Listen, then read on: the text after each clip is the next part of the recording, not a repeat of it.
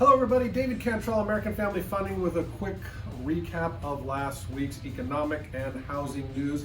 This will be your broken record edition because like we've been talking about, it's kind of going to be the same for the next couple of months. Let me show you why. Payrolls, the private payrolls showed a big gain in April because people are hiring again. Again, the economy is opening up, your hospitality, your movie theaters are opening up, your restaurants are opening up, hotels are starting to open up again. So obviously that's causing a big rise in those payrolls.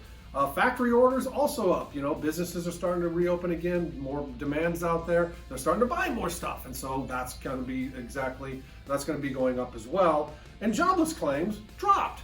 Again, everybody's hiring, there's more people hiring. Now, I'm not saying that we don't still have a lot of people out of work, don't get me wrong, but we are seeing as the economy starts opening up again, things are going to start getting a little bit better in those areas.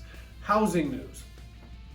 This is interesting. A federal judge struck down the CDC's national eviction moratorium.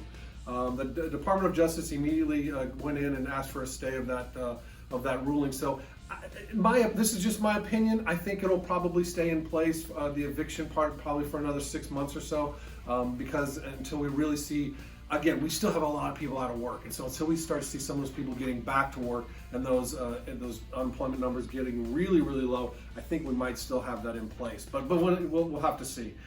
Mortgage applications are down slightly, a little bit over the week, but that's because that inventory that we've talked about is still so tight.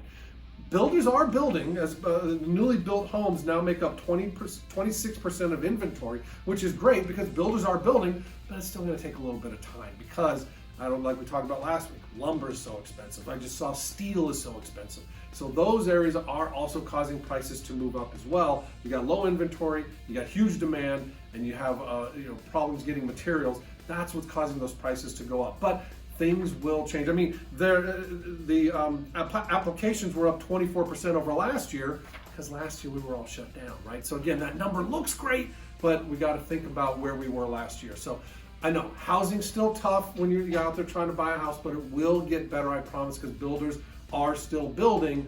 It just might take a little bit of time. So, but again, economic news is still pretty good. Housing news, it's good, but it's just a little bit tough out there for the new buyers. But things will get better, I promise. So, until next time, you stay safe out there.